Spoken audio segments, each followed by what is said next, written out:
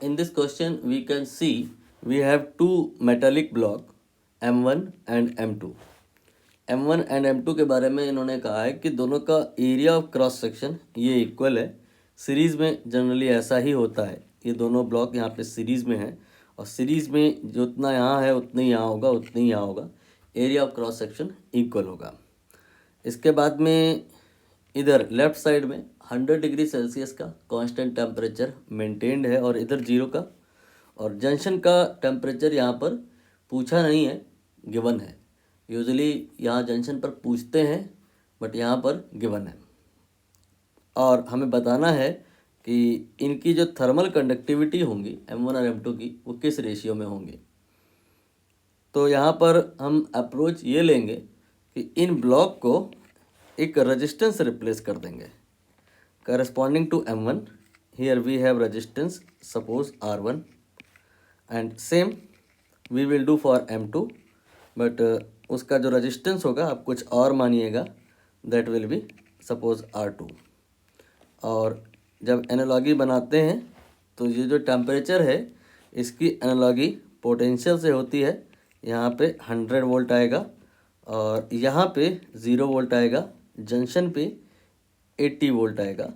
R1 के across अगर हम पोटेंशियल डिफरेंस की बात करें वोल्टेज की, तो 100 में से 80 माइनस करेंगे तो ये आपका 20 आ जाएगा और इधर 80 माइनस 0 80 आ जाएगा। इसके बाद हम करंट निकालेंगे R1 में, तो ये आ जाएगा V/R। I क्या होता है V/R, तो ये हो जाएगा 20/R1 एंड जो I2 हो जाएगा ये हो जाएगा V यहाँ पर 80 है एंड डिवाइड बाई R2। अब आप रियलाइज़ करो कि जो करंट यहाँ जा रही होगी, ऐसा तो है नहीं कि यहाँ पे आप देख रहे हो कि आगे दो रेजिस्टेंस हैं, एक ऊपर यहाँ कोई लगा हो। अगर लगा होता तो ये करंट आपका दो पार्ट में हो जाता, बट जो करंट यहाँ होगा वही यहाँ होगा। सीरीज़ कॉम्बिनेशन में ऐसा ही होता है। तो ये और ये जो दोनों करंट होंगी ये इक्वल होंगी, इन्हें अब हम इक्वल करा देते हैं। तो 20/R1 जो आएगा ये आ जाएगा 80/R2। ठीक है, अब हम यहाँ पर जो ये R है रेजिस्टेंस, इसके बारे में समझेंगे। इसके लिए फार्मूला होता है, क्या होता है formula, in terms of conductivity L/KA। तो जो R1 आएगा दैट विल बी L1/K1A और जो R2 आएगा L2/K2A। दरअसल एरिया दोनों में सेम है, इसलिए मैंने A1 A2 नहीं लिखा है, दोनों जगह A ही लिखा है। लेंथ लेकिन सेम नहीं है, यहाँ पर 16 है, यहाँ पे 8 है, तो आप यहाँ 16 और यहाँ 8 लिख सकते हैं, मैं बाद में लिख लूँगा। R1 R2 की अभी मैं वैल्यू पुट कर रहा हूँ। R1 की जगह L1/K1A रखा जाएगा और R2 की जगह L2/K2A रखा जाएगा। ए तो कॉमन है, कैंसिल हो जाएगा। आप यहाँ पर इसको भी कैंसिल कर दो, ये 1 हो जाएगा, ये 4 हो जाएगा।